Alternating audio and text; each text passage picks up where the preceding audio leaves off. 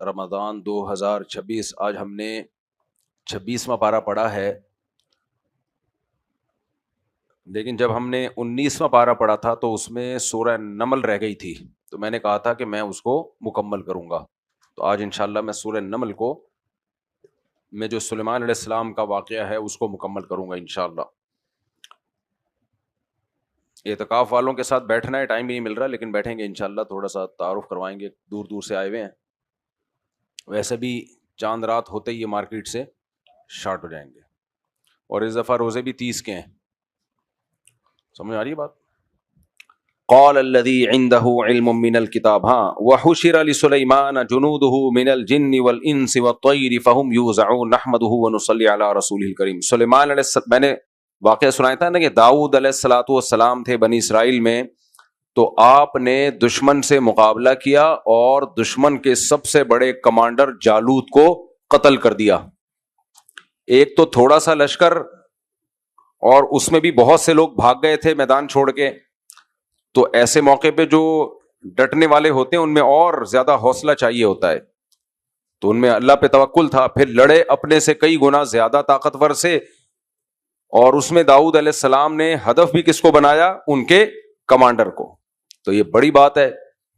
اللہ فرماتے ہیں کہ فقتل داؤد جالوت وآتاہ اللہ الحکمہ، اللہ نے آپ کو علم اور حکمت عطا فرمائی۔ اور پھر داؤد علیہ السلام بنی اسرائیل کے کمانڈر بن گئے۔ سمجھ میں آ رہی ہے؟ یہاں تک تو ہو گیا تھا نا۔ داؤد علیہ السلام کس کی اولاد میں ہے بھائی؟ ابراہیم علیہ السلام کے دو بیٹے، ایک کا نام اسحاق، ایک کا نام اسماعیل۔ اسحاق علیہ الصلوۃ والسلام تھے ادھر ارض شام میں، اور اسماعیل علیہ السلام کی والدہ تھی حضرت ہاجرہ، ان کو اپنی ماں سمیت آپ کہاں چھوڑ کر آ گئے؟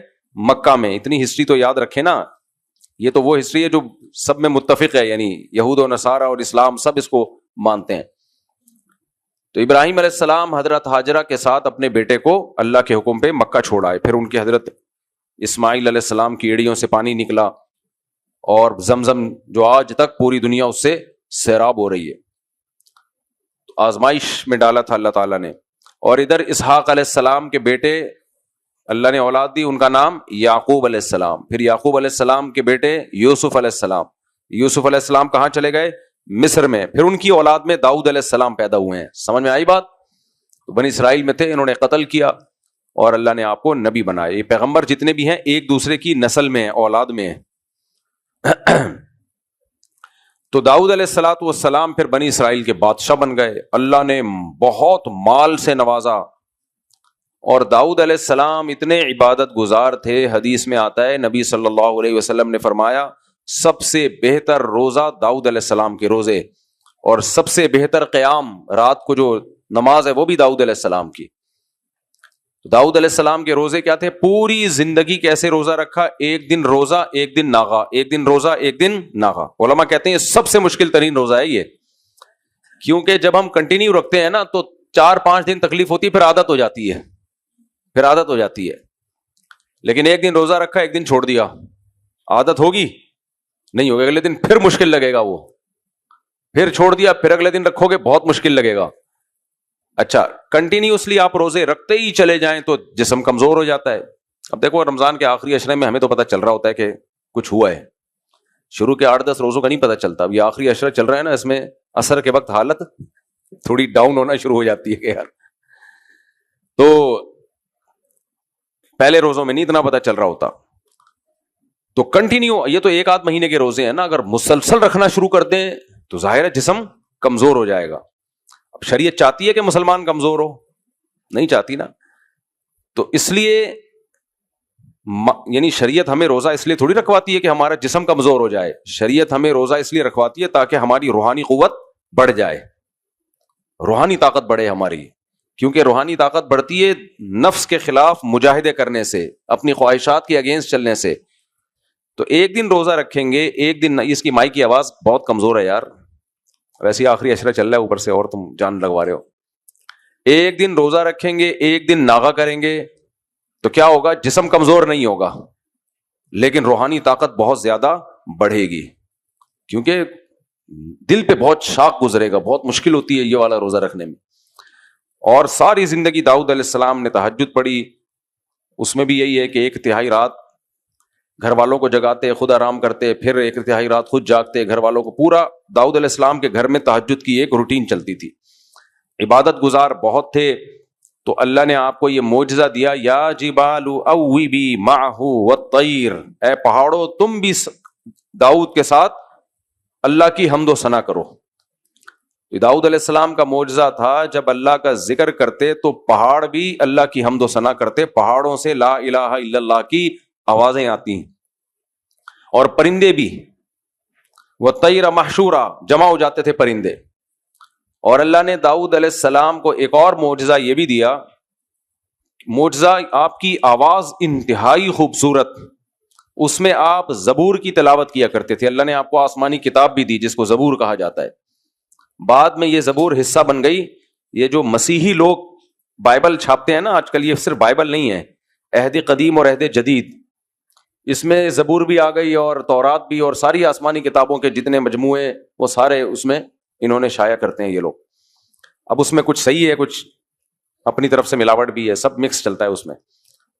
تو داؤد علیہ السلام کو اللہ تعالیٰ نے کتاب بھی دی, اور داؤد علیہ الصلاۃ والسلام جب تلاوت کیا کرتے تھے زبور کی تو اتنی خوبصورت آواز تھی, اور جب آپ ذکر کرتے تو پرندے بھی آ کے جمع ہو جایا کرتے تھے.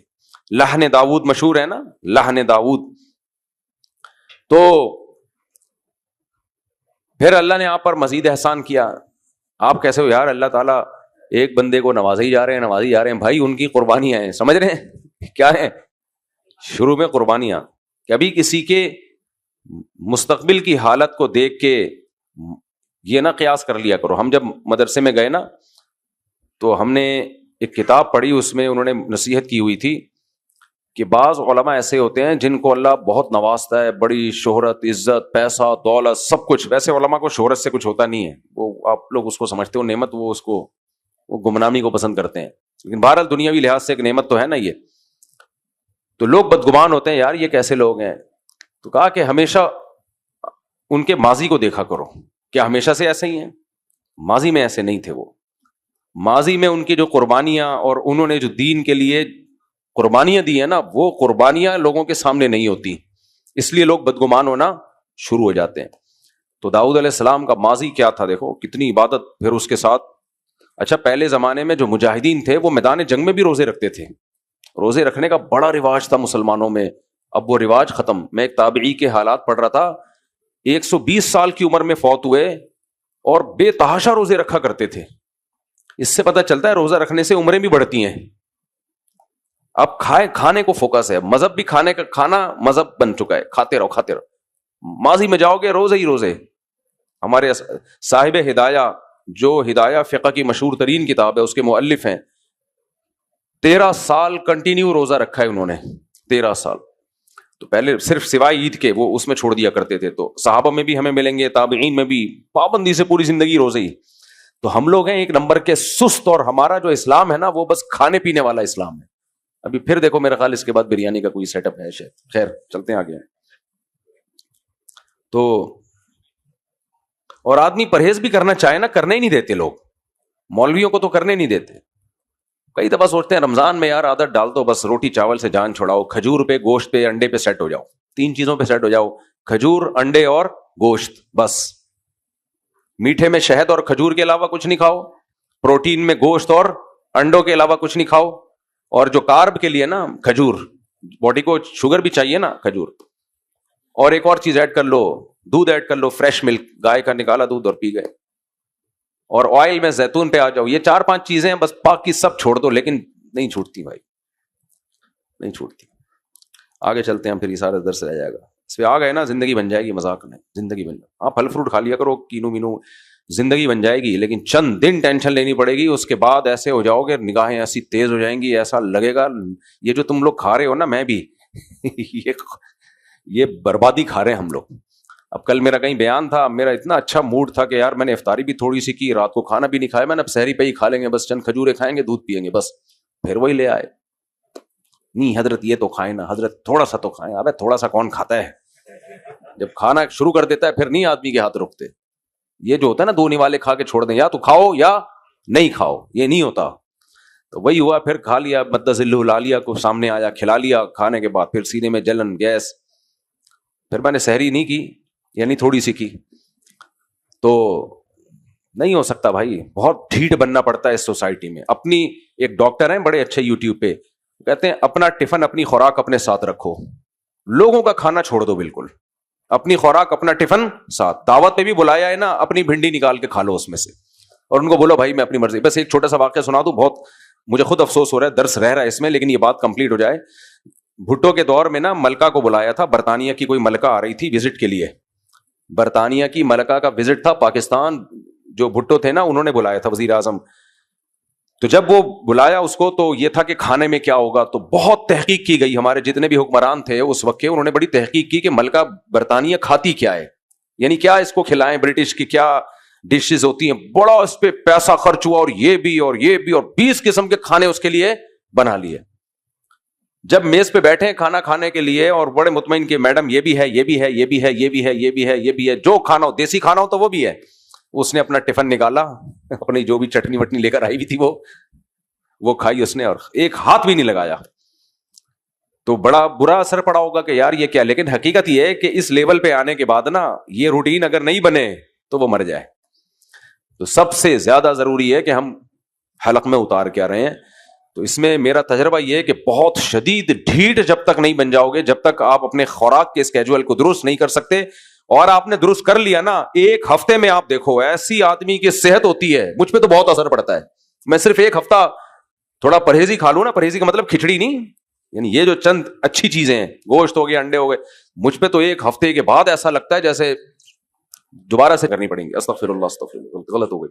تو مثالیں بھی غلط منہ سے نکلتی ہیں. دوبارہ سے, یعنی درس کی طرف ہم آتے ہیں دوبارہ سے. بسم اللہ الرحمن الرحیم. تو داؤد علیہ السلام کیوں طاقتور تھے بھائی اتنے, کہ جالوت کو جا کے چپیڑ مارا انہوں نے. روزے رکھتے تھے, سمجھ رہے ہو کیا رکھتے تھے, روزے رکھا کرتے تھے. تو روحانی طاقت بڑھتی ہے, اور کیونکہ ایک دن ناغا بھی کرتے تھے تو کمزوری بھی نہیں ہوئی, جسمانی طاقت بھی بڑھتی رہی. پتہ ہے آپ کو, ہمارے صرف معدے کو آرام نہیں چاہیے, ہمارے گردے کو بھی آرام چاہیے. جو سارا دن پانی پیتے رہتے ہیں نا, گردہ جو ہے فلٹر کرتا رہتا ہے. رمضان میں گردے کو بھی ریسٹ ملتا ہے, پوری باڈی کو ریسٹ ملتا ہے. ہم اپنے باڈی کے باہر کے اعضاء کو تو ریسٹ دیتے ہیں, اندر جو ہمارا معدہ کام کر رہا ہے, جو ہمارے گردے کام کر رہے ہیں, ان کو تو ہم ریسٹ دیتے ہی نہیں ہے. تو رمضان میں اللہ نے پانی پینے پہ بھی پابندی لگا دی ہے, اس کو بھی ریسٹ ملتا ہے. گردے کی بھی ایک کیپیسٹی ہے کہ کتنا وہ فلٹر کرے گا خون کو, اس کو بھی پاگلوں کی طرح گدھے بنا کے ہم نے کام لے رہے ہوتے ہیں. تو اس لیے یہ اللہ کے نے جو ہمیں رمضان کی نعمت دی ہے, یہ گناہوں کی معافی کا بھی ذریعہ ہے, روحانی طاقت بھی, اور جسم کے لیے بھی بہترین. یہ جسم کی زکات ہے. جسم کا سارا اوٹ پٹانگ جو ہے نا, جو کھا کھا کے ہم نے کچرا اسکریپ کا مال جمع کیا ہوتا ہے, وہ سارا بک جاتا ہے مناسب ریٹ پہ. چلے بھائی آگے.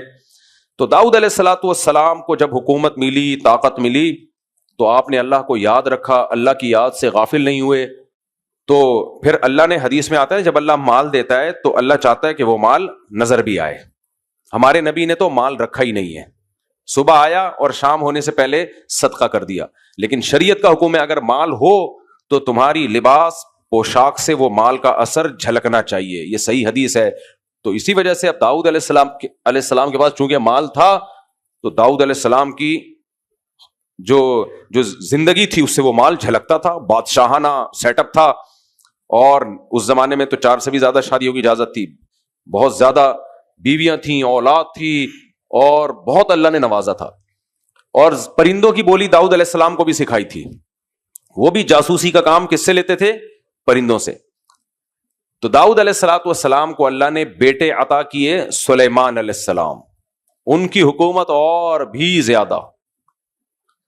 تو سلیمان علیہ الصلوۃ والسلام بھی اللہ کے نیک بندے تھے. سلیمان علیہ السلام کو حکومت کیسے ملی؟ سلیمان علیہ السلام کے والد کے دنیا سے جانے کے بعد نا, جب آپ جانشین بنے ہیں تو طاقت اور حکومت تو مل گئی. ایک دن کیا ہوا کہ جب آپ اپنے گھوڑوں کو دیکھ رہے تھے, سورہ صافات میں ہے, گھوڑے بڑے خوبصورت طاقتور, اور آپ ان کو دیکھ رہے ہیں, پیشانی پہ ان کے پیار کر رہے ہیں, اتنا مشغول ہوئے اس میں کہ آپ کا ایک معمول تھا, عصر کی نماز کا معمول قضا ہو گیا, یا کوئی ذکر کا معمول تھا, وہ معمول قضا ہو گیا. بعض نے کہا عصر کی نماز قضا ہو گئی آپ کی, شاید 2 نمازیں ہی فرض تھی اس وقت, تو جو دوسری نماز تھی وہ قضا ہو گئی, پتہ ہی نہیں چلا نا ان کو. یا کوئی ذکر کا معمول تھا, بڑے لوگ جو ہے نا ان کا جب روٹین ہوتی ہے ذکر کی, یہ تو یہ سمجھتے ہیں اس کا ناغہ ہونا بھی ایسا ہی جیسے کوئی گناہ ہو گیا. تو آپ کو اندازہ ہوا کہ میں اس دنیا میں دنیا کی زیب و زینت میں پڑھ کے اللہ کی یاد سے غافل ہو گیا. حالانکہ وہ اللہ ہی کے لیے پالے ہوئے تھے گھوڑے جہاد کے لیے, لیکن بہرحال ایک آپ بندوق لڑائی کے لیے بھی رکھو تو ایک فخر تو ہوتا ہے نا, اپنے دوستوں کو دکھاتا ہے انسان, یار یہ پسٹل ہے رکھی ضرورت کے لیے, لیکن پسٹل دیکھ امریکہ سے آئی ہے, فلانے ملک ترکی کی ہے, وغیرہ وغیرہ بتا رہے ہوتے ہیں. تو آپ نے ضرورت کی بھی کوئی چیز رکھی ہو, لیکن انسان کو اس پہ ایک فخر ہوتا ہے. تو سلیمان علیہ السلام نے جب اپنے گھوڑے دیکھے نا میدان جنگ کے لیے, بڑے خوبصورت گھوڑے, تو آپ ان کو پیار کرنے میں لگ گئے. اور آپ کو خیال ہوا جب کسی نے بتایا کہ سورج غروب ہو گیا, توارت بالحجاب, سورج پردے میں چلا گیا, آپ کا معمول قضا ہو گیا. آپ کو بڑا افسوس ہوا کہ یار یہ ان گھوڑوں نے مجھے خدا کی یاد سے غافل کیا, سارے گھوڑے قتل کر دیے آپ نے, ذبح کر دی. آپ کہہ سکتے ہو یہ تو گھوڑوں کے ساتھ زیادتی ہے. دیکھو یہ جانور اللہ نے بنائے ہیں انسان کے لیے. کس کے لیے؟ انسان کے لیے. تو انسان ان کو کھانے کے لیے بھی ذبح کر سکتا ہے, اور انسان اگر یہ سمجھتا ہے کہ کسی کی وجہ سے انسان اللہ سے غافل ہو رہا ہے تو اپنے دل میں اس کی محبت نکالنے کے لیے بھی اس کو قتل کر سکتا ہے. کوئی ریزن ہو, بغیر ریزن کے جانور کو مارنا حرام ہے, بغیر ریزن کے. تو یہاں ایک ریزن تھی, وہ ریزن میری اور آپ کی نظر میں چھوٹی ہے, سلیمان علیہ السلام کی نظر میں چھوٹی ریزن نہیں تھی, ہمارے لیے جائز بھی نہیں ہے, یہ ذہن میں رکھ لینا. ایسا نہ ہو آپ کے گھوڑے کی وجہ سے نماز قضا ہو گئی, آپ نے گھوڑا اڑا دیا. تو کچھ چیزیں پیغمبروں کے ساتھ خاص ہوتی ہیں, وہ اس لیول کے لوگوں کی باتیں ہوتی ہیں جو ہم جیسے لوگوں کو وہ سمجھ بھی نہیں آئیں گی. اب جب سلیمان علیہ السلام نے سارے گھوڑے ہی مار دیے, یعنی جو وہ اس وقت موجود تھے استبل میں, تو ان کو خیال آیا کہ اب جہاد کس سے کروں گا میں بھائی, یہ تو جہاد کے لیے گھوڑے تھے. تو اب وہ کہنے لگے بھائی یہ 2 چیزوں کو اکٹھے لے کے چلنا بڑا مشکل ہے. اگر میں طاقت اور ٹیکنالوجی کی طرف جاتا ہوں اور اتنا زیادہ ان چیزوں میں اپنے آپ کو مشغول رکھتا ہوں تو عبادت میں کمی ہوگی, عبادت میں لگتا ہوں تو یہ کام بھی ضروری ہے, یہ نہیں ہوگا. دونوں کام ضروری ہے نا, آج بھی یہی ہے بھائی, ترقی بھی کرنی ہے. اعدوا لهم ما استطعتم من قوہ, دشمن کے خلاف طاقت بھی بنانی ہے, جہاز بھی بنانے ہیں, میزائل بھی بنانے ہیں, بم بھی بنانے ہیں, سب کچھ کرنا ہے, لیکن ساتھ ساتھ عبادت بھی کرنی ہے. تو سلیمان علیہ السلام نے کہا کہ اللہ یہ بڑا مسئلہ یہ ہو رہا ہے میرے ساتھ کہ میں عبادت کو فوکس کروں گا تو یہاں سے غفلت, اور یہاں زیادہ جاؤں گا تو عبادت میں کمی. اب کام دونوں ضروری ہیں.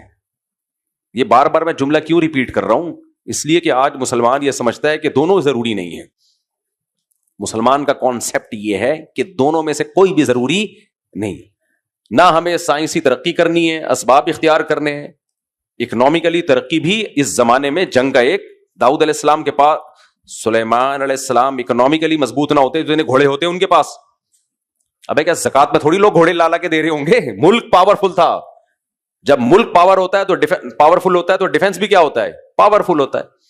تو اس لیے یہ دونوں ضروری ہیں, اسلام میں الگ نہیں ہے. لیکن اس سے پتہ چل رہا ہے کہ عبادت بھی ضروری ہے. یہی تو مادہ پرست اور مسلمان میں فرق ہے کہ مادہ پرست صرف اسباب کو فوکس کرتا ہے, مسلمان اسباب اور وسائل مکمل اختیار کرے گا مگر اللہ کی یاد سے غافل نہیں ہوگا. میدان جنگ میں اللہ نے کتنا حکم دیا کہ اللہ کا ذکر کثرت سے کرو, لڑائی کے دوران ذکر کثرت سے کرو. تو اب داؤد جب وہ سارے گھوڑے ووڑے جو استبل میں موجود تھے کٹ گئے تو سلیمان علیہ السلام نے کہا اے اللہ میں ان چیزوں میں مشغول ہوں گا تو تیری یاد سے غافل ہو رہا ہوں, تو حبلی ملک لا ينبغی لأحد من بعدی, مجھے ایسی حکومت دے دے جو میرے بعد قیامت تک کسی کو نہ ملے ایسی. یہ مانگ کس کے لیے رہے تھے؟ تاکہ عبادت کثرت سے ہو سکے اور پاور میرے پاس وہ آ جائے کہ میں جو تیرے دین کو پوری دنیا میں غالب کرنا چاہتا ہوں وہ کام ہو جائے. تو اب چونکہ نیت میں اخلاص تھا, دنیا کے لیے نہیں مانگ رہے تھے, اپنے لیے نہیں مانگ رہے تھے, اور اللہ یہ جانتا بھی تھا کہ آپ کے دل میں عبادت کا کتنا جذبہ ہے, تو اللہ نے آپ کے جذبے کی قدر کی, اور اللہ کہتے ہیں میں نے ایسی حکومت دے دی جیسی وہ چاہتے تھے. فسخرنا لہ الریح, ہواؤں کو تابع کر دیا سلیمان علیہ السلام کے. ہوائیں جدھر کو چاہیں ہوا تخت کو اٹھا کے لے جائے. والشیاطین کل بناء وغواص, شیاطین یعنی جنات قابو میں دے دیے جو بڑے بڑے تعمیری کام کرتے تھے. یہ عین ممکن ہے جو احرام مصر ہے نا, جو دنیا کا ایک عجوبہ ہے. یہ احرام مصر پتہ ہے کیوں عجوبہ ہے؟ یہ کہتے ہیں بغیر جوڑ کی اتنی موٹی اور اتنی بڑی بڑی دیواریں پہاڑوں پہ اٹھا کے لگائی کیسے ہیں. نہیں آ رہی میرا خیال ہے بات. آپ نیٹ پہ سرچ کریں گے نا احرام مصر دنیا کے 7 عجوبوں میں سے ایک عجوبہ ہے. وہ سمجھ میں نہیں آ رہا کہ یہ ہے کیا. اب تک سائنسدان یہ مسئلہ حل نہیں کر سکے ہیں کہ یہ بھائی یا تو اینٹیں اوپر لے جا کے مزدوروں نے لگائی ہوتی, بغیر جوڑ کی دیواریں تو چلو بنا دی ہوں گی دیواریں, اوپر لے کے کون گیا ہے ان کو؟ اب ممکن نہیں ہے یہ کرینوں کے ذریعے اتنی اونچائی پر اتنی بڑی بڑی, اب فیکٹری اوپر ہی لگا دیں گے, اوپر ہی بنا دیں گے. یہ لے کر کون گیا ہے؟ تو یہ اس بات کا پورا پورا امکان ہے کیونکہ قرآن کہہ رہا ہے وہ جنات بننا تھے. بننا عربی میں کہتے ہیں جو کنسٹرکشن کا کام کرنے والے ہوتے ہیں نا, تعمیری کام. ہو سکتا ہے جن نے یوں ناخن سے اٹھایا ہو, ایسے کر کے رکھ دیا ہو, جن کا بچہ ہے آ کے لے جائیں. مسجد میں اعلان ہوتا ہے نا, حضرات ایک بچہ ہے نیکر پہنی ہوئی پیلے رنگ کی اور بنیان پہنا ہوا ہے, جن کا بچہ ہے آ کے لے جائیں. تو ایک بندہ آیا, جن کا بچہ یہاں کیا کر رہا ہے بھائی؟ جن کا بچہ ہے, اس سے تو جس کا ہوگا وہ بھی نہیں لینے آئے گا, کہے گا بھائی جن کا نکلا ہی ہے, تو میں تو انسان کا بچہ سمجھ رہا تھا اس کو. خیر, تو عین ممکن ہے, میں کوئی یقینی دعویٰ نہیں کر رہا, ہو سکتا ہے. اور یہ بھی ممکن ہے اس زمانے میں سائنس ٹیکنالوجی نے اتنی ترقی کر لی ہو کہ انہوں نے بنا لی ہو یہ چیزیں. تو سب کچھ ہو سکتا ہے, امکانات کی دنیا میں سب کچھ ممکن ہے. بہرحال, اور دوسرا کام جنات کیا کرتے تھے؟ سمندروں کی تہ میں غوطے لگاتے تھے. جنات سمندر کی تہ میں جاتے اور وہاں سے ہیرے جواہرات لے کر آتے, قیمتی چیزیں لے کر آتے. وہ قیمتی چیزیں استعمال بھی ہوتی, بکتی بھی, اس سے بھی اکنامکلی حکومت ان کی مضبوط ہوتی. ایسے ایسے ہیرے جواہرات نکال کے لے آتے تھے, وہ سیپیاں نکال کے لاتے, جو بھی سمندر کے تہ میں خزانے اللہ نے دفن کیے ہوئے ہیں. اور جو فوجی ہوتے تھے نا ان کے, جو مجاہدین, جو لڑاکا, اب ظاہر ہے ان کے لیے اتنے بڑے بڑے لشکروں کے لیے کھانے کا انتظام, تو قدور الراسیات, وہ اتنی بڑی بڑی دیگیں ہوتی تھی زمین میں گڑی ہوئی جس میں ان کا کھانا پکتا تھا. اور داؤد علیہ السلام کو اللہ نے ایک معجزہ یہ دیا تھا کہ وہ زرہیں بناتے تھے, جو جنگی ٹوپیاں اور جنگی جو لوہے کی جیکٹیں نہیں ہوتی تاکہ تلواروں کا اثر نہ ہو. تو اللہ نے آپ کے ہاتھ میں النا لہ الحدید, لوہے کو پگھلا دیا تھا, نرم کر دیا تھا. لوہے کو جدھر کو چاہے موڑ لیتے. وقدر فی السرد, اور کڑیاں جوڑتے تھے. یعنی یہ جو اوپر کا کپڑا ہے نا ہمارے جو ہم پہنتے ہیں, لوہے کے کپڑے ہوتے تھے, لیکن وہ جوڑ دیتے تھے بڑے آرام سے اس کو, تاکہ ہر شخص کے ناپ کے حساب سے لباس بنے. یہ بھی اسباب ہیں یا نہیں ہے؟ وہ کہتے ہیں اللہ پہ توکل کرو, بس جاؤ لڑو, اللہ فتح دے گا. نہیں بھائی, آپ کے بس میں جو ہے وہ آپ نے کرنا ہے, پھر اللہ کی مدد آئے گی. تو یہ ڈیفنس ایسے نہیں ہو جاتا جیسے ہم سمجھتے ہیں. تو سلیمان علیہ السلام کو اللہ نے حکومت دے دی, پہاڑ تابع میں, وہ جنات تابع کر دیا آپ کے, ہوائیں آپ کے لیے مسخر کر دیں, پرندوں کی بولیاں سکھا دیں. تو اللہ تعالیٰ فرماتے ہیں وَحُشِرَ لِسُلَيْمَانَ جُنُودُهُ مِنَ الْجِنِّ وَالْإِنسِ وَالطَّيْرِ. ایک دن سلیمان علیہ السلام کا لشکر جمع ہوا جس میں جنات بھی تھے, انسان بھی تھے, پرندے بھی تھے. رک گئے وہ. حتیٰ اذا اتوا علی وادی النمل, چیونٹیوں کا ایک پورا گروہ تھا, وہاں سے گزر رہے تھے. قالت نملۃ, ایک چیونٹی کہنے لگی, یا ایھا النمل ادخلوا مساکنکم, اپنے بلوں میں گھس جاؤ. لا یحطمنکم سلیمان وجنودہ, ایسا نہ ہو سلیمان اس کا لشکر تمہیں رونتا ہوا گزر جائے. وہم لا یشعرون, اور ان کو پتہ ہی نہ چلے. فتبسم ضاحکا من قولها, چیونٹی کی بات سنی سلیمان علیہ السلام نے اور کھلکھلا کے ہنس پڑے. اب دیکھو قرآن یہاں بات کہہ رہا ہے, تو مطلب بات کا مطلب ضروری نہیں, یہ نہیں ہے کہ چیونٹی کوئی پشتو میں کوئی باتیں کر رہی تھی یا عربی میں یا انگلش میں باتیں کر رہی تھی. جو بھی میسج ہوتا ہے نا, جو وہ کنوے کر رہی تھی, وہ میسج سلیمان علیہ السلام کی سمجھ میں آ گیا. کھلکھلا کے ہنس پڑے. وقال رب اوزعنی, اور اللہ سے کہنے لگے اے میرے رب مجھے توفیق دے, ان اشکر نعمتک التی انعمت علی, کہ تو نے مجھ پر وعلی والدی, اور میرے والدین پر جو نعمت کی ہے, اپنی ماں کو بھی شامل کیا انہوں نے داؤد علیہ السلام کے ساتھ, مجھ پر اور میرے ماں باپ پر جو تو نے نعمت کی ہے, مجھے اس کے شکر کی توفیق دے. یعنی کتنی بڑی نعمت ہے کہ میں چیونٹی تک کی جو میسج ہے وہ بھی مجھے سمجھ میں آ رہا ہے, اور میرے باپ پر بھی تو نے احسانات کیے تھے. تو سلیمان علیہ السلام کو ڈر یہ ہے کہ یہ احسانات تو بہت ہو گئے اللہ کے, ایسا نہ ہو میری طرف سے ناشکری ہو جائے. تو جو بھی غیرت مند لوگ ہوتے ہیں, جب ان کے سامنے اللہ کے احسانات آتے ہیں تو ان کو ان نعمتوں سے زیادہ فکر شکر نعمت کی ہوتی ہے. ہم نے کتنے اپنے بڑوں کو دیکھا ہے, گرمی میں پانی آیا تو کیسے ان کے دل سے الحمدللہ نکلا, اللہ کتنی بڑی تیری نعمتیں ہیں. جب بھی اللہ کی نعمت دیکھا کرو نا, ہم پر کیا کم نعمتیں ہیں. جب افطاری میں ہم بیٹھے ہوئے ہوتے ہیں اور چاٹ ہو اور سموسے اور پکوڑے اور دہی میں لہسن اور ہری مرچ اور پودینہ, یہ سب چیزیں ڈلی ہوئی ہوں, اور لیمن کو پہلے سے آدھا گھنٹہ پہلے پانی میں ڈبویا ہوا ہو, کیا خیال ہے, اور پھر اس میں چقندر کا تھوڑا سا اور سیب کا تھوڑا سا جوس میٹھے کے لیے شامل ہو, اور آدھا چمچہ اس میں شہد ہو, اور پودینے کا بھی تھوڑا سا عرق ملا ہوا ہو, یہ والا شربت ہو, تو پھر آدمی پی لے, کیسا طبیعت کیا ہو جاتی ہے, مزے کی طبیعت ہو جاتی ہے, حشاش اور بشاش. اور پھر افطاری کے بعد کڑک سی آدھا کپ دودھ پتی ہو, تباہی اور بربادی ہے یا نہیں ہے؟ تو بھائی ہم لوگ کو کم نعمتیں ملی ہوئی ہیں, ہم بھی تو اللہ کی نعمتوں میں ڈوبے ہوئے ہیں. تو جب بھی نعمتیں آئیں تو اللہ سے کہا کرو, اللہ نعمتیں تو نے بہت دے دی ہیں, لیکن یہ نعمتیں عذاب ہیں اگر شکر کی توفیق نہیں مل رہی. نعمتیں تو غیرت مندوں کو بھی ملتی ہیں, بغیرتوں کو بھی ملتی ہیں, بغیرت کھا کے نکل لیتے ہیں بس. تو جذبہ یہ ہونا چاہیے, اللہ شکر کا جذبہ پیدا کر دے, شکر کا.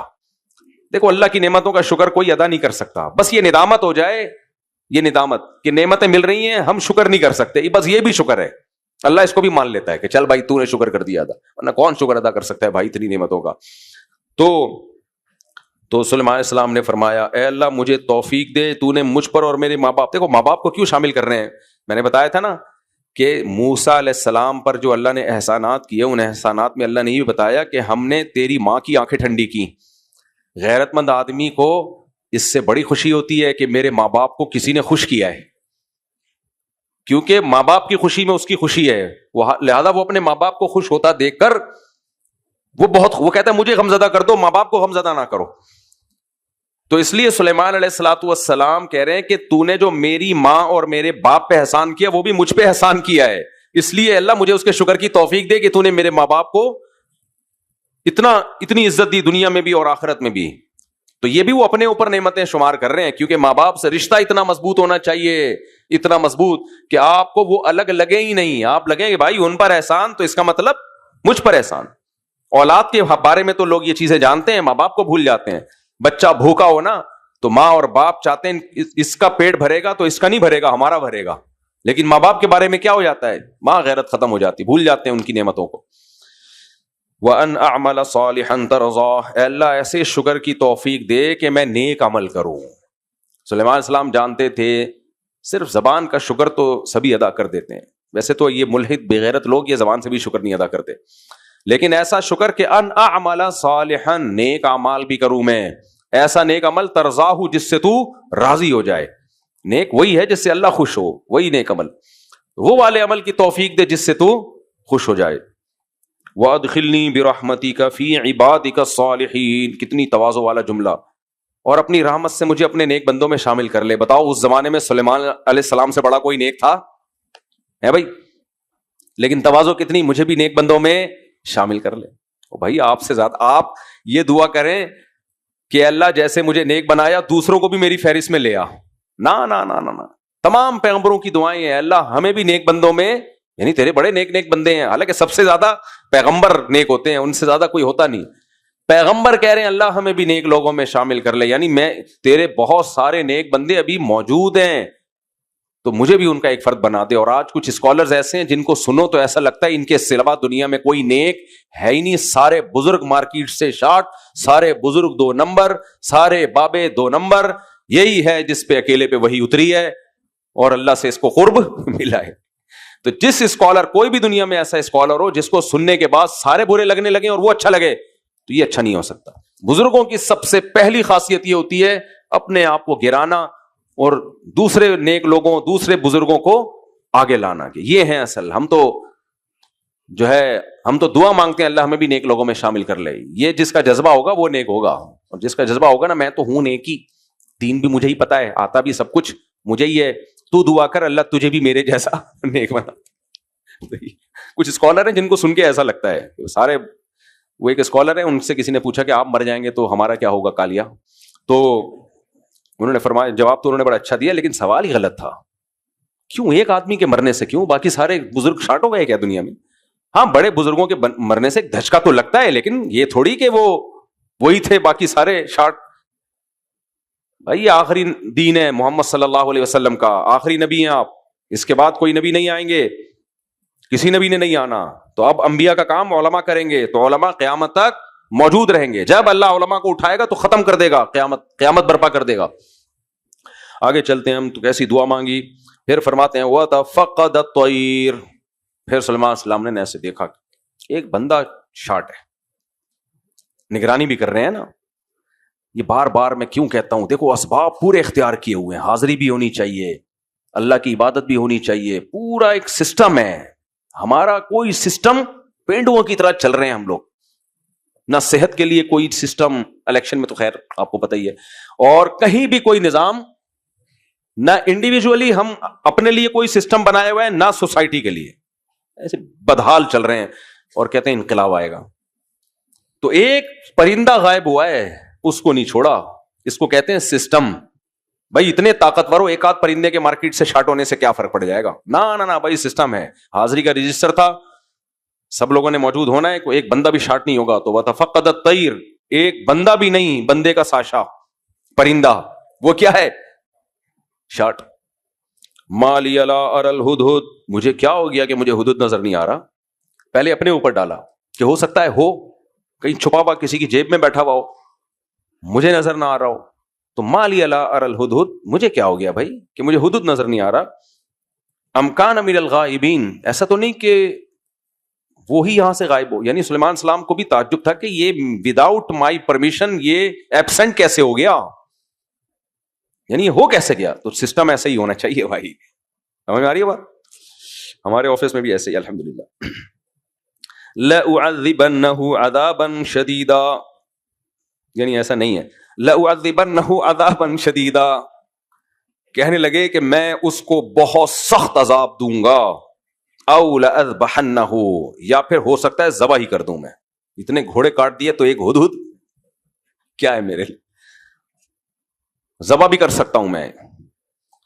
او لَيَأْتِيَنِّي بِسُلْطَانٍ مُبِينٍ, ایک صورت میں بخشش ہوگی, سزا سے بچے گا ایک صورت میں, جب آئے تو غیر حاضری کی معقول ریزن لے کر آئے.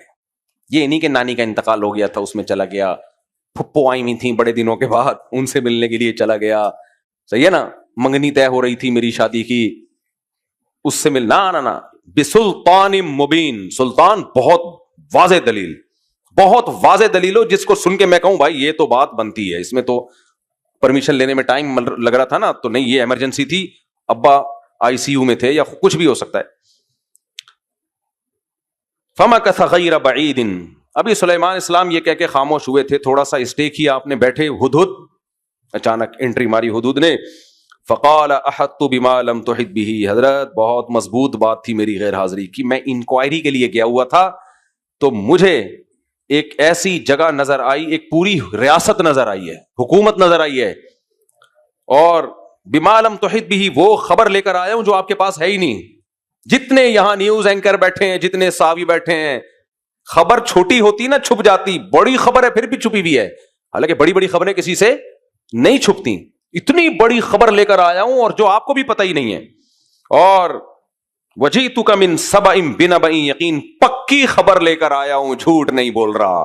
سبا ایک ملکہ ہے, پوری ایک اسٹیٹ ہے, ریاست ہے, آپ کو پتہ ہی کوئی نہیں ہے کتنی بڑی طاقتور حکومت قائم ہے, جس پر ایک کوئن ہے ان کی, وہ حکومت کر رہی ہے, اور اس کا نام کیا ہے؟ سبا. جب بھی کوئی خبر بتائی جائے نا تو اس کی ڈیٹیل بتائی جائے تو اگلے کو یقین آتا ہے. اب وہ آ کے بتاتا ایک حکومت ہے, بھائی کون ہے, بادشاہ ہے یا اس کی خاتون حکومت کر رہی ہے, بس فی الحال اتنی رپورٹ ملی ہے. تو پھر صلی اللہ علیہ وسلم غصہ کرتے نا, کم بخت جب تو اتنی دیر سے آئے تو رپورٹ تو پوری لے کر آتا نا. آج بھی یہ لوگوں میں مسئلہ ہے, کوئی اہم بات ہوگی ادھوری بات کر رہے ہوں گے, آدمی کو غصہ آتا ہے. بچے اکثر ایسا کر رہے ہوتے ہیں, انکل آئے ہیں کوئی, قرضہ مانگنے تو نہیں آ گئے, کون ہے بھائی, پوری ڈیٹیل معلوم کر کے آ بیٹا, پھر پتہ چلے گا اس انکل کو ملنا ہے یا ٹوپی کرانی ہے, کیا ہے. تو کہنے لگے احطت بما لم تحط وجئتک من سبأ بنبأ یقین, ملکہ سبا ہے, اس کی پکی خبر لے کر آیا ہوں. انی وجدت امرأة, میں نے ایک عورت کو پایا, تملکہم, جو حکومت کر رہی ہے, وَأُوتِيَتْ مِنْ كُلِّ شَيْءٍ. بھائی حکومت تو چھوٹی موٹی حکومتیں بھی ہوتی ہیں غریب غربا کی، نا عورت حکومت کر رہی ہے. اوتیت من کل شیء، اور ایسا کنٹری ہے کہ دنیا کی ہر نعمت ان کے پاس ہے، اسٹیبل کنٹری ہے، ترقی یافتہ ملک ہے، پاورفل کنٹری ہے، اور حاکم کون ہے اس کی؟ عورت. وَلَهَا عَرْشٌ عَظِيمٌ، اور اس کا تخت بہت زبردست ہے. پہلے زمانے میں نا بادشاہ کے تخت سے بھی اندازہ ہو جاتا تھا کہ یہ چھوٹے موٹے جو ہوتے وہ تو گندے نالے پہ ہی پھٹا لگا کے بیٹھ گئے. صحیح ہے نا؟ میں نے افریقہ میں نائٹ کلب، ملک کا نام نہیں لوں گا، وہ لوگ ناراض ہوتے ہیں ہمارے ملک کو بدنام کر رہے ہیں. ہم لوگ کہیں گزر رہے تھے تو روڈ پہ نا، تو انہوں نے مجھے بتایا یہ ان لوگ کا نائٹ کلب ہے. ایک غریب ملک تھا افریقہ میں، نائٹ کلب. تو اب نائٹ کلب تو بڑے لگژری ہوتے ہیں نا، غریبوں کا نائٹ کلب میں نے دیکھا. وہ بےچارے کچھ لوگ نا، وہ کیا بولوں میں، کسی قوم کا مذاق نہیں اڑانا چاہیے، خیر. تو میں نے کہا یار ہمارا انڈا موڑ کا چائے کا ہوٹل اس سے اچھا ہے. اب دیکھو جیب میں دھیلا نہیں ہے، شوق پورے یورپ امریکہ، وہ غیر مسلم لوگ تھے، جیب میں دھیلا نہیں ہے، شوق پورے کرنے یورپ اور امریکہ والے. جیب میں دھیلا نہیں ہے تو انہوں نے غریبوں والا نائٹ کلب بنا لیا کہ چلو ناچیں. پھر وہ شراب پیے ہوئے تھے، جھوم رہے تھے وہاں پہ عجیب روڈ پہ ہی. تو میں نے کہا یار ہمارا انڈا موڑ، پٹیل پاڑا اور یہ ان کے کھوکھے جو ہے نا ہوٹلوں کے، وہ ان کے نائٹ کلب سے زیادہ اچھے. غربت ایسی چیز ہے لیکن ٹھڑک نہیں ختم ہو رہی غربت میں. مسئلہ یہ ہے، چھوڑ دو اب تو جیب میں دھیلا نہیں ہے تو نماز روزے میں لگ جاؤ یار، اسلام لے آؤ، مسلمان ہو جاؤ، یا تو اپنے مذہب کو ہی فالو کر لو. فی الحال ہم تو اس کو غلط کہیں گے لیکن چل بھائی یہ عیاشی تو نہ کرنا. شوق ہے پورے، کس کی نقل اتارنی ہے؟ یورپ امریکہ کی. تو کہنے لگے وَلَهَا عَرْشٌ عَظِيمٌ، اور اس کا تخت بھی کیا ہے؟ بڑا عالی شان تخت ہے. اس سے پتہ چل رہا ہے بہت پاورفل حکومت ہے. اور پھر ہدہد کی تقریر سنو، وَجَدتُّهَا وَقَوْمَهَا يَسْجُدُونَ لِلشَّمْسِ مِن دُونِ اللَّهِ. یعنی یہ اس کی طرف اشارہ تھا کہ اتنی پاور، کیا ہو گیا بھائی، کہ اتنا پاورفل کنٹری ہے تو ذہین قوم ہوگی نا. کیا خیال ہے؟ ذہین قوم ہوگی. بھائی بے وقوف لوگ ترقی نہیں کرتے ہیں، پہلے ذہن میں رکھنا ہے. ایک دفعہ کیا ہوا، ایک صاحب، چھوڑو پھر لمبی بات ہو جائے گی نا. تو کچھ غریب ہوتے ہیں اپنی حماقتوں سے غریب بنے ہوئے ہوتے ہیں، تو وہ غریب اللہ کو بھی پسند نہیں اور پبلک کو بھی پسند نہیں ہوتا. تو وہ کہنے لگے اتنی ذہین قوم، یعنی ہدہد کی ذہانت دیکھو آپ، کن کن چیزوں سے کیا کیا ریزلٹ نکال رہا ہے. جب اس نے دیکھا اکنامکلی بہت پاورفل ہیں اور عورت ہو کے اتنی زبردست حکومت کر رہی ہے، تو یہ عورت بہت ذہین ہے جو مردوں پہ حکومت کر رہی ہے. دیکھو پہلے زمانے میں یہ الیکشن نہیں ہوتے تھے، ہم کہیں گے ہمارے یہاں بھی تو عورتوں نے حکومت کی ہے، وہ تو سسٹم کے تحت آتی ہے نا. سسٹم ہوتا ہے، کبھی آدمی آ جاتے ہیں، کبھی لیڈیز آ جاتی ہیں، پورے اختیارات ان کے پاس تھوڑی ہوتے ہیں. پہلے زمانے میں پورے اختیارات ریاست چلانے کے بادشاہ کے پاس ہوتے تھے یا ملکہ کے پاس. اس وقت عورت ہو کے ملک کو چلانا اور ترقی میں یہاں تک پہنچانا یہ غیر معمولی ذہانت کے بغیر ممکن نہیں تھا. تو ہدہد کہہ رہا ہے اتنی پاورفل اسٹیٹ، اتنی پاورفل ریاست جس سے لگ رہا ہے کہ سارے پڑھے لکھے، سارے ذہین، اور یہ عورت بھی ذہین، لیکن کر کیا رہے ہیں؟ یسجدون للشمس، سورج کو سجدہ کر رہے ہیں. یہ بالکل ایسا ہی ہے. ہم جب جاتے ہیں باہر ملکوں میں، یار اتنی ذہین قوم، اتنے پاورفل لوگ ہومو سیکسولیٹی کو لیگل کر رہے ہیں، تو آدمی سر دھنتا ہے کہ تمہیں ہو گیا یار، زنا کو لیگل کر دیا. جو وہ سارے کام جو سوسائٹی کو تباہ و برباد کرنے کے وہ سارے کر لیے. سڑکیں اچھی بنا لی اور راکٹ بھیجنے کہاں؟ چاند پہ اور مارس پہ. تو یہ بالکل یہی سچویشن یہاں بھی تھی. وہ کہہ رہے ہیں اتنی ذہین قوم اور کر کیا رہے ہیں؟ یسجدون للشمس، سورج کو سجدہ کر رہے ہیں، من دون اللہ، اس خدا کو چھوڑ کے جس نے اس کائنات کو بنایا. اتنی عقل نہیں ہے. پھر کہنے لگا اللہ یسجدوا فصدہم عن السبیل، شیطان نے ان کے لیے اعمال کو مزین کر دیا اور شیطان نے ان کو سیدھے راستے سے روک دیا. فہم لا یہتدون، ہدایت پہ نہیں ہے. اللہ یسجدوا للہ الذی یخرج الخبأ فی السماوات والارض ویعلم ما تخفون وما تعلنون. ہدہد کہہ رہا ہے اس خدا کو سجدہ کیوں نہیں کرتے جو سارے راز جانتا ہے، ظاہری باتوں کو بھی، پوشیدہ باتوں کو بھی، اور پھر اللہ کے سوا کوئی عبادت کے لائق نہیں ہے. اس میں سجدہ کر لیے گا بعد میں. تو یہ ہدہد صاحب نے پوری جوشیلی تقریر کی نا وہاں کی. یہ پوری رپورٹیں میں لے کر آیا ہوں آپ کے پاس، اور یہ رپورٹیں 100% بنبأ یقین، پکی خبر ہے. مطلب یہ تھا کہ آپ اتنے طاقتور بادشاہ اور دنیا میں توحید کے علم بردار ہے وہی، اور آپ کو پتہ ہی نہیں اتنی بڑی طاقت ایک ہے، اور سجدہ کس کو ہو رہا ہے؟ سورج کو. تو یہ گویا آپ کے لیے ایک سوالیہ نشان ہے سلیمان علیہ السلام کہ آپ کے ہوتے ہوئے پوری ایک اسٹیٹ ہے اور شرک والی اسٹیٹ ہے, ذرا خبر لیں آپ ان کی. سلیمان علیہ السلام نے فرمایا سننظر اصدقت ام کنت من الکاذبین, ہم ذرا دیکھیں گے کہ تو سچ کہہ رہا ہے یا جھوٹ کہہ رہا ہے. اس میں ایک اور سبق ہے, ریاستیں کہ ایسے نہیں چلتی کسی نے آ کے مضبوط بیانیہ دے دیا, آپ نے پالیسیاں اپنی بنانا شروع. آپ نے بیانیہ دیا ہے, ریاست اس پہ تحقیق کرے گی, آپ کی قسموں پہ یقین نہیں کرے گی. حالانکہ حدود سچ کہہ رہا تھا, لیکن سلیمان علیہ السلام نے کہا ہم ذرا تحقیق کریں گے کہ تو سچ کہہ رہا ہے, ایسا نہ ہم پوری پلاننگ شروع کر دیں یہاں سے اور وہاں گئے تو کچھ ہے ہی نہیں, یا وہاں وہی ہے کہ ایک نالا ہے اس پہ پٹے پہ کوئی دھوتی پہ بیٹھا ہوا ہے, تو ہم اتنی بڑی طاقت اس سے تھوڑی مقابلہ کریں گے چھوٹے موٹے لوگوں سے. اس کے لیے تو ہمارا ایک جن کا چھوٹا سا بچہ بھی کافی ہے.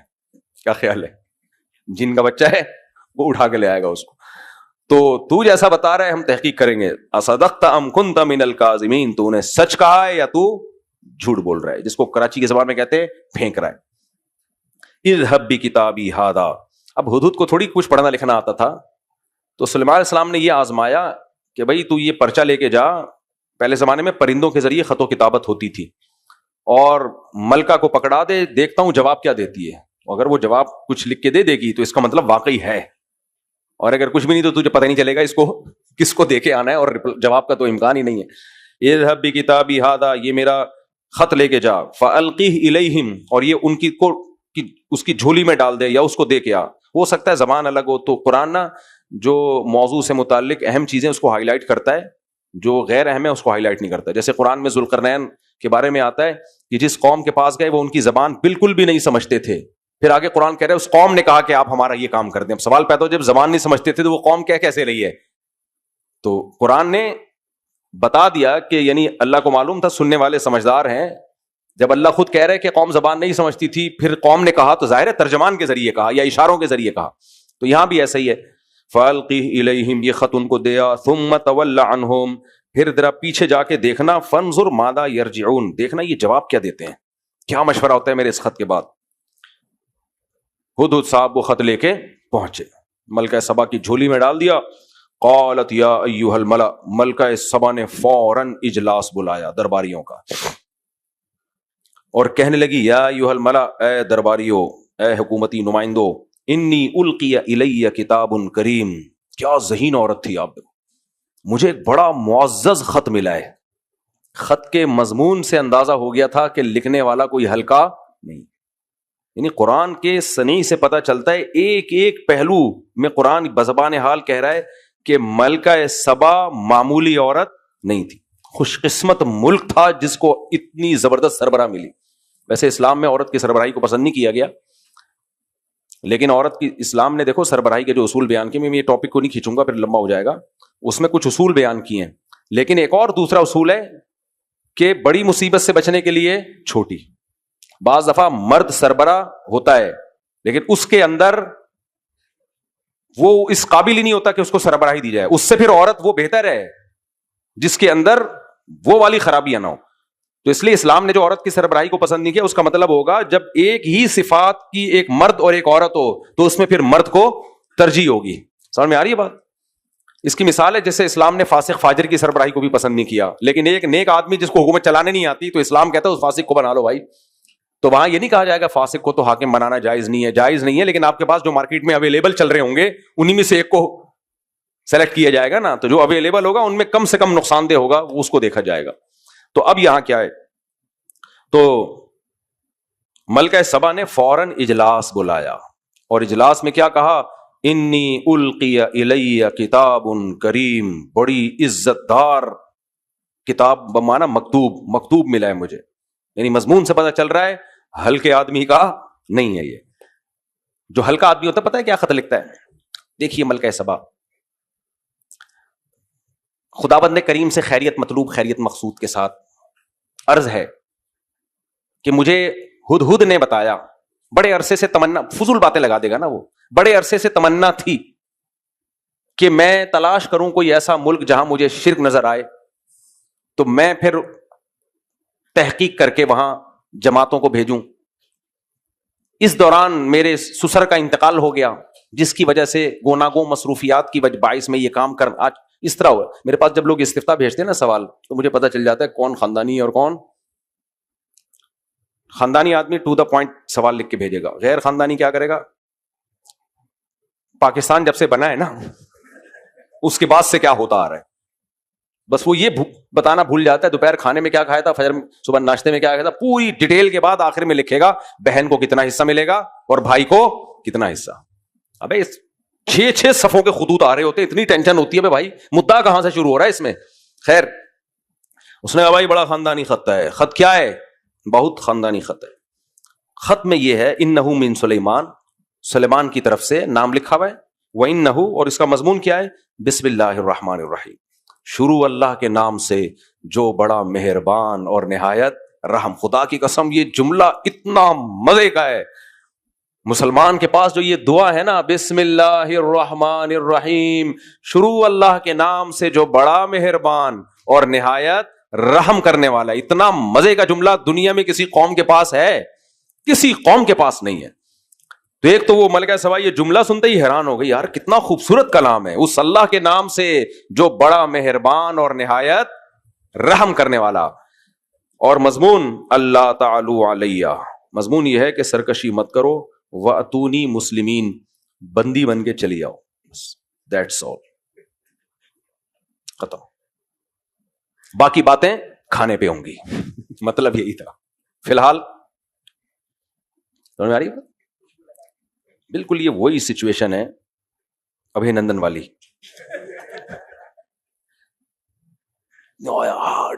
یوں کر کے نا اس کو اتارا, چائے لے کر آؤ, چائے, دودھ پتی میٹھا چلے گا, میٹھا لیکن میٹھا نہیں پیتے, بغیر میٹھی کے لے آؤ. تولیہ ولیہ ڈالا, پرش چاہیے ٹھنڈی کرنی ہے ایسی چلے گی؟ نہیں بس ایسی, ٹھیک ٹھیک, ویسے ٹھنڈا ہوا ہوں, تھوڑی گرم ہو جاؤں گا.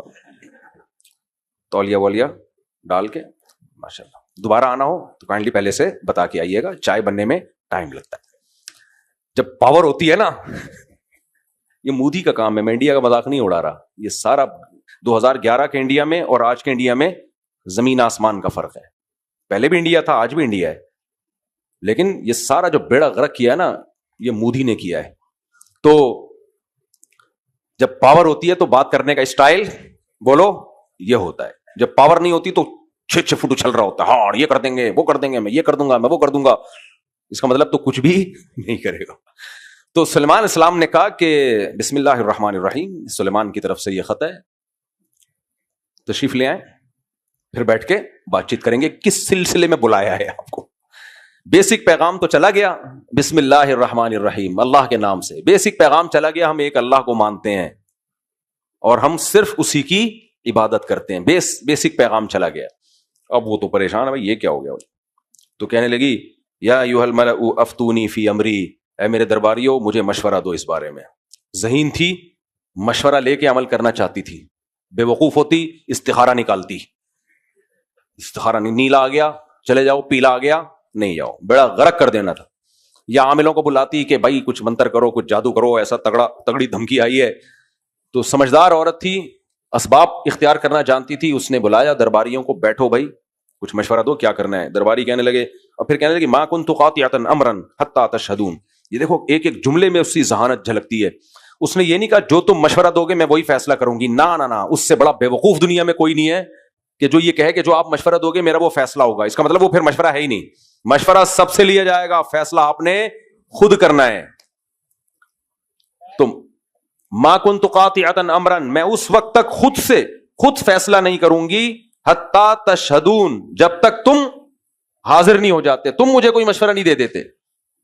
تو مشورہ تم نے دینا ہے, یقینی فیصلہ اس کے بعد میں خود کروں گی, لیکن وہ فیصلہ بھی مشورے کے بغیر نہیں کروں گی. قالوا, وہ مشورے دینے لگے, وہ سارے اس کے فوجی جرنیل کرنیل تھے بڑے بڑے, وہ کہنے لگے نحن اولو قوت, ہم پاورفل لوگ ہیں, اولو باس شدید, سخت لڑائیوں کے عادی ہیں. یہ جو ہمارا ملک اسٹیبل ہے ایسے ہی تھوڑی کہ کمزور فوج, پاورفل فوج ہے ہم لوگ. والامر الیک, وہی جواب دیا جو ایک فوج کا بنتا ہے. دیکھو ہمیں لڑنے کے لیے بنایا ہے, جہاں لڑائی کے میدان میں بھیجے گی لڑیں گے, یہ نہیں دیکھیں گے سامنے والا کمزور ہے یا طاقتور, تیار ہے ہر وقت لڑائی کے لیے. باقی آپ کی جو رائے ہو اس پہ ہمیں دل و جان سے قبول. یہی جچتا ہے کہ نہیں جچتا؟ ملازم پہ بھی یہی جچتا ہے. آپ جب کسی خادم کو کوئی کام کہیں, اس سے مشورہ لیں, تو وہ کہے سر آپ جو بولو گے میں کرنے کے لیے تیار ہوں, اس لیے پیچھے نہیں ہٹنا کہ میں کمزور ہوں یا میں سست ہوں, باقی آپ خود فیصلہ کرو کرنا ہے کہ نہیں کرنا, مجھے کام لگاؤ گے میں ذمے میں. اس سے پتہ چل رہا ہے وہ ملک کیوں اسٹیبل تھا. نہیں آ رہی میرا خیال ہے سمجھ میں یار. اسٹیبل اس لیے تھا کہ وہاں کی فوج کہہ رہی ہے اپنے بادشاہ کو کہ لڑنا ہے یا نہیں لڑنا یہ فیصلہ تو آپ نے کرنا ہے, لیکن یہ سوچ کے فیصلہ نہیں ہٹا لینا کہ ہم لڑنے کی طاقت نہیں ہے یا ہم کمزور ہیں یا لڑنا جانتے نہیں ہیں. اولو قوہ, پاورفل ہیں, باسن شدید, سخت لڑائیوں کے عادی ہیں. ہمیں تو نشہ لڑنے میں مزہ آتا ہے, عادت پڑ چکی ہے, یوز ٹو ہو چکے ہیں. کسی کو سٹے کی عادت لگتی ہے, کسی کو چرس کی عادت لگتی ہے, اور کسی کو لڑنے کی عادت ہوتی ہے. تو ہم لڑنے والے لوگ ہیں. تو آپ جیسا فیصلہ, فوج بھی کیا تھی, سمجھدار لوگ تھے. فوجیوں کو بھی چاہیے اپنے آفیسر کے سامنے یہی کہیں سر جو آپ کا فیصلہ ہو ٹھیک ہے, لیکن لڑائی کی بات ہے تو ہمیں شوق ہے لڑنے کا. یہ ماتحت جب یہ ہو نا تو اوپر والے کا دل کیا ہو جاتا ہے, بڑا ہو جاتا ہے. سمجھ میں آ رہی بات؟ اور بھی کچھ مثالیں آ رہی ہیں لیکن ناراض ہو جائیں گے لوگ. قالت ان الملوک اذا دخلوا قریۃ, سمجھدار تھی وہ, جذباتی نہیں تھی کہ میری فوج لڑنے کے لیے تیار ہے, لڑو. اس کو پتا تھا بھائی یہ بھی ہمارے ہی لوگ ہیں, ان کو مروانا کوئی سمجھداری کا کام نہیں ہے, اور اس کا امکان تو ہے کہ اس کو فتح ہو جائے, ہو سکتا ہے وہ ہم سے بھی زیادہ طاقتور نکلے. اس کو فتح ہو گئی تو پھر کیا ہوگا. تو سارے پہلوؤں پہ اس نے غور کر کے کہا کہ دیکھو نہ تو میرا یہ فیصلہ ہے کہ لڑنا ہی لڑنا ہے, نہ یہ فیصلہ ہے کہ نہیں لڑنا. کچھ تھوڑی سی ریسرچ مزید کر لیتے ہیں ان کے حالات جاننے کے لیے. یہ کتنا زبردست فیصلہ. کہنے لگی ان الملوک اذا دخلوا قریۃ, دیکھو بادشاہ لوگ جب کسی بستی کو فتح کرتے ہیں, افسدوها, اس کا بیڑا غرق کر دیتے ہیں, وجعلوا اعزۃ اہلها اذلہ, عزت دار لوگوں کو ذلیل کر دیتے ہیں. وکذلک یفعلون, اگر ان کو فتح ہو گئی یہ بھی یہی کریں گے. تو جلد بازی مت کرو, میں نے پہلے یہ دیکھنا ہے کتنی ذہانت ہے. خدا کی قسم کہتی ہے میں نے پہلے یہ چیک کرنا ہے کہ یہ جو اتنا خوبصورت مضمون, اللہ کا نام رحمان بھی ہے رحیم بھی ہے, جس سے بتا رہے ہیں بڑے مذہبی لوگ ہیں, خدا کو مانتے ہیں, چیک کرنا ہے یہ اوریجنل میں ایسے ہیں یا لیبل اچھا لگایا ہوا ہے. یہ وہی تو نہیں ہے جو بسوں میں چڑھ کے نماز روزے کے فضائل بیان کرتے ہیں, آخر میں 5 روپے والا منجن بیچتے ہیں. ہوتا ہے کہ نہیں ہوتا؟ بعض دفعہ یہ ہوتا ہے کوئی بندہ آئے گا آپ کے پاس, بولی میں نماز پڑھا کرو, زکات دیا کرو, دیکھو داڑھی پوری بڑھا لو اور نہایا کرو, خوشبو کا استعمال کیا کرو. آپ کہتے ہیں ایسے نیک آدمی ساری دنیا میں ایسے نیک ہو جائیں, سبحان اللہ. اس کے بعد کہتے ہیں بھائی 50 روپے مل جائیں گے. 50 روپے تو آدمی کہتا ہے اتنے نیک آدمی کو نہیں دوں تو کتنی بڑی مصیبت ہے. تو وہ نیکی کا لیبل لگا کے دین کو بیچ رہے ہوتے ہیں. کوئی داڑھی کو بیچ رہا ہے, کوئی پگڑی کو بیچ رہا ہے, کوئی شلوار ٹخنے سے اوپر رکھنے کو بیچ رہا ہے, کوئی مذہب کا یہ ہے نا, آپ نے دیکھا ہوگا ایسے لوگ, مذہب سے ان کا کوئی رشتہ نہیں ہوتا سوائے منجن بیچنے کا. تو ملکہ سبا نے کہا بھائی ڈیسیجن لینے سے پہلے یہ ضروری ہے کہ یہ جتنے نیک بن رہے ہیں اتنے ہیں بھی کہ نہیں ہے. ایسا تو نہیں نیکی کا لیبل لگایا ہوا اور خط بڑا اچھا سا لکھ کے بھیج دیا ہو, یہ شو کرنے کے لیے کہ ہماری جو لڑائی ہے وہ ایک ویژن کے لیے ہے, اللہ کا نام دنیا میں بلند کرنے کے لیے, دنیا کے لیے نہیں ہے. تو ایسا ہے کہ میں ان کو بہت سارے کروڑوں اربوں روپے کے ہدیے بھیجتی ہوں. اتنا حکومت جو بھیجے گی تو کیا بھیجے گی. تو اگر یہ بندہ ان ہدیوں کو دیکھ کے نرم پڑ گیا تو اس کا مطلب اس کی دعوت دولت کے حصول کے لیے, اس کی دعوت کیا ہے دولت, اور وہ مل گئی تو خاموش ہو جائیں گے. اور اگر وہ نہیں اس سے باز آیا, اس کا مطلب بھائی ان کو پیسہ نہیں چاہیے, ان کو اللہ کا نظام دنیا پہ نافذ کرنا ہے, اس لیے اس نے مجھے دعوت دی ہے. بتاؤ اتنی مینٹیلٹی ہوتی ہے کسی کی, یہ چیزیں سیکھنے کی ہیں. سمجھ میں آ رہی ہے بات؟ تو انی مرسلۃ الیہم بہدیۃ, میں ان کو ہدیے بھیجتی ہوں اور میں دیکھتی ہوں کہ ان کی طرف سے جواب کیا آتا ہے, کیا رپلائی آتا ہے. خوش ہو جاتے ہیں, کہتے ہیں اچھا ہم تو ویسے ہی ہم نے اللہ رسول کی بات کے سلسلے میں آپ سے رابطہ کیا تھا کہ ہم چاہ رہے تھے کہ ویسے, لیکن اگر یہ بھی ملتے رہے ہر مہینے تو کوئی ایسی بات نہیں ہے, ہم یہیں بیٹھ کے اللہ رسول کا تذکرہ کر لیا کریں گے. وہ وکیل نے جج سے کہا نا کہ جج صاحب میرے موکل کے دلیل قانون کی کتاب صفحہ نمبر 332 پر ہے, اس میں میرے موکل کے دلائل ہیں. تو جج نے دیکھا تو 2-5 ہزار کے نوٹ تھے اس میں. جج نے کہا ایسے 3 دلائل مجھے اور چاہیے. تو ملکہ سبا نے بھی سیم یہ کچھ کیا ہے کہ جب اتنے پیسے جائیں گے تو ان کی طرف سے جواب آئے گا کہ میں جو اللہ رسول کی بات کر رہا تھا اور آپ کو بلانا چاہ رہا تھا وہ اصل میں وہ میرا ذرا کام پڑ گیا ہے, تو اگر آپ فی الحال ہر مہینے اسی قسم کے گفٹ بھیج دیا کریں تو پھر میٹنگ کو ہم پوسٹ پون بھی کر سکتے ہیں, ڈیلے بھی کر سکتے ہیں. تو ملکہ سبا نے آزمایا. یہ سب ہمارے لیے اسباق ہیں, ہمیں بھی آزمانا چاہیے. ایک آدمی نے صاحب کو کروڑوں روپے پکڑا دیا, اتنے نیک بزرگ ہیں وہ مارکیٹ سے لے کے شاٹ, حضرت جی کے چہرے پہ اتنا نور تھا, 1 ارب روپے مانگ رہے تھے, فلاں علاقے کام کے مدرسے کے لیے دے دیے, حضرت جی مارکیٹ سے شارٹ. منہ دیکھ دیکھ کے نا, پھونکے دیکھ دیکھ کے, اس کو دیکھو پھونکو والی سرکار کو, ارب پتی بن گیا ہے. زرداری قرضہ مانگ رہا ہوگا اس سے جا کے, بھائی ذرا پیسے مل جائیں گے کچھ, پھونکے مار مار کے. کیا یہ مینٹالٹی ہے لوگوں کی یار, اور یہ پیغمبر پر جلدی یقین نہیں کر رہی ہے. پہلے آزماؤں تو صحیح ہے بھی کہ نہیں ہے, تو آزمانے کے لیے کیا ہے, گفٹ دو. تو جب اتنے سارے گفٹ آئے سلیمان علیہ السلام کے پاس, اربوں خربوں روپے کے آئے ہوں گے, تو سلیمان علیہ السلام نے فرمایا اتمدوننی بمال, اچھا پیسہ دے کے مجھے میری دعوت سے پیچھے ہٹا رہے ہو. غصہ ہوئے, اور فما آتانی اللہ خیر مما آتاکم, اللہ کی نعمتیں میرے پاس اس سے زیادہ ہیں, اور تم اپنے ہدیے پہ اترا رہے ہو, شو مار رہے ہو میرے سامنے, ہمارے پاس اتنا پیسہ ہے. ارجی الیہم, قاصد سے بولا نکل لے. کیا بولا, نکل واپس. شاباش, پتہ نہیں چائے بھی پلائی ہوگی نہیں پلائی ہوگی. خیر, فلناتی انہم بجنود, ایسا لشکر لے کے آ رہا ہوں. اب خط نہیں آئے گا, خط بہت ہو گئے, اب لشکر آئے گا. لا قبل لہم بہا, اس کے سامنے ٹھہر نہیں سکتے. وَلَنُخْرِجَنَّهُمْ مِنْهَا أَذِلَّةً, رسوا کر کے ان کو ان کی ریاست سے نکال دیں گے. وَهُمْ صَاغِرُونَ, یہ جو بڑے بنتے پھر رہے ہیں نا عزت دار, یہ ذلیل ہو چکے ہوں گے. تو وہ گیا قاصد نے بولا بھائی وہ تو اور غصے میں ہو گئے ہیں اور کہہ رہے ہیں اب خط نہیں آئے گا. ابھی کیا آئے گا, بم آئے گا. اب سیدھا اب بم آئے گا. بہت ہو گئے, اب چائے ہر دفعہ تھوڑی پلائی جاتی ہے بھائی. تو قال یا ایھا الملأ, سلیمان علیہ السلام کو حدود نے بتا دیا ہوگا بھائی وہ تو آ رہے ہیں. وہ کہہ رہے ہیں جاؤ پہلے تفتیش تو کر لو کیا ہے کیا, یعنی ایک دم لڑائی نہیں کر رہے, تفتیش کے لیے حاضر خدمت ہو رہے ہیں. جو آپ نے فرمایا تھا نا کہ آ جائیں, تو ملکہ سبا نے اپنے سارے بڑے بڑے درباریوں کو لے کے وہ سفر کی تیاری شروع کر دی کہ چلو بھائی چلتے ہیں وہاں پہ, ایسا نہ ہو کہ لشکر لے کے آ جائیں, مذاکرات پہ ٹاک شاک پہ آمادہ ہوتے ہیں. تو سلیمان علیہ السلام کو پتہ چل گیا. سلیمان علیہ السلام نے یہ وقت بہت ہو گیا, پھر انشاءاللہ کل ہم کرتے ہیں.